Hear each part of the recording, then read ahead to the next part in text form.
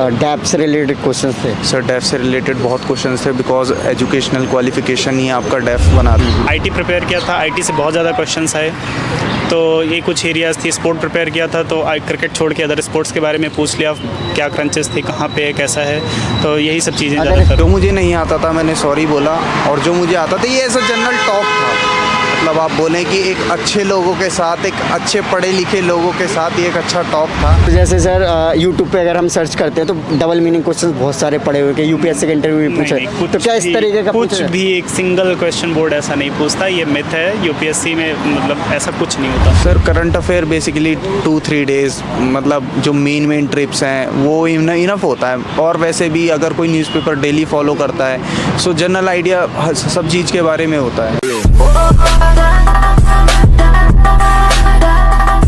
आपका नाम बताइए। सर मेरा नाम मनीष चौधरी है। एजुकेशन बैकग्राउंड क्या है आपका? मैंने बीकॉम ऑनर्स किया है from Shri Ram college of commerce. Okay, very nice sir. Okay, so आपका कौन सा अटेम्प्ट था? ये मेरा प्री का सेकंड था, बट मेंस मेरा फर्स्ट था और इंटरव्यू भी मेरा फर्स्ट था। ओके, सो ऑप्शनल और मीडियम क्या आपका? ऑप्शनल पब्लिक एडमिनिस्ट्रेशन है और मीडियम इंग्लिश।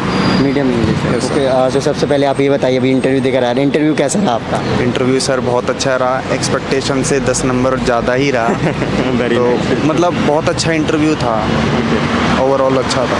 सो सबसे पहले आप ये बताइए कि आपसे किस टाइप के क्वेश्चंस पूछे गए, उनके बारे में बताइए। सर क्वेश्चंस बहुत ज़्यादा जनरल है, आपके जो भी आपका ऑप्शनल है लाइक एडमिनिस्ट्रेशन उससे रिलेटेड क्वेश्चंस हैं, और जो आपका एजुकेशनल बैकग्राउंड लाइक मेरा बीकॉम ऑनर्स था उससे रिलेटेड, ई कॉमर्स से रिलेटेड या फिर सॉफ्ट पावर से रिलेटेड मेरे से क्वेश्चंस थे। सो ये सब था। ये सब, और डैप से रिलेटेड क्वेश्चंस थे। सर डेफ से रिलेटेड बहुत क्वेश्चंस थे बिकॉज एजुकेशनल क्वालिफिकेशन ही आपका डेफ बनाती है। Right. या फिर आपका जो भी आपका आप बोलें ऑप्शनल था वो आपका डेफ बनाती है, या फिर आपने जो भी हॉबीज़ भरी हैं वो मतलब वो उस एरिया को क्रॉस नहीं करते। जो भी आपने लिखा है आपको वो पता होना चाहिए।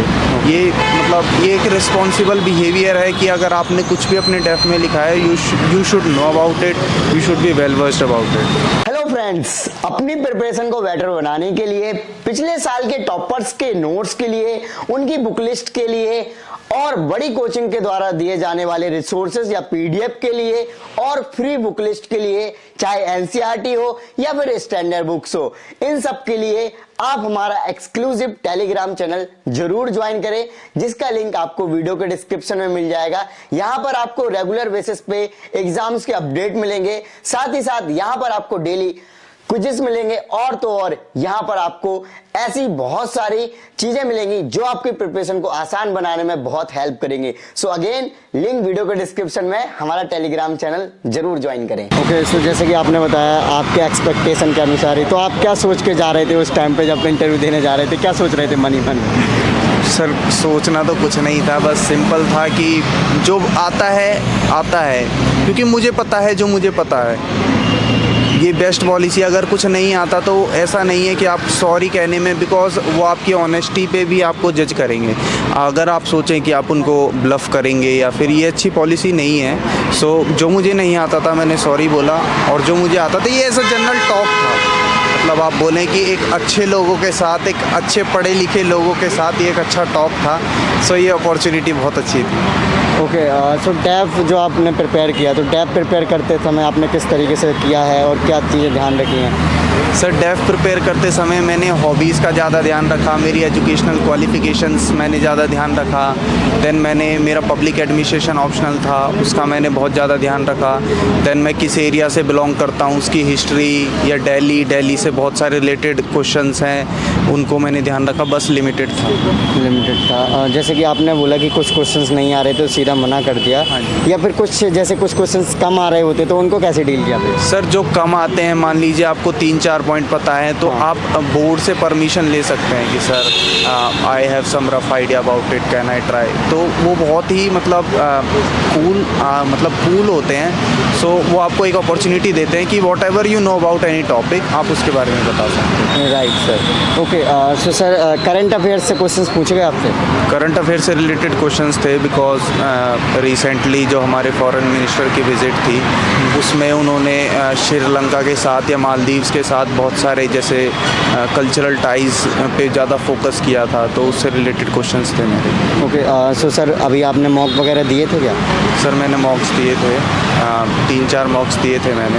ओके, तो मॉक कितने हेल्पफुल रहे आपके interview? Sir mock as a psychology के लिए बहुत हेल्पफुल होते हैं। मान लीजिए आपको कैसे बैठना है या फिर आपकी क्या क्या मिस्टेक्स हैं, बिकॉज हम जब बोलते हैं या फिर हम जब बैठ के आंसर्स देते हैं तो हमें नहीं पता होता कि हम किस पोस्चर में हैं या हमारा साइकोलॉजिकल स्टेट ऑफ माइंड कैसा है।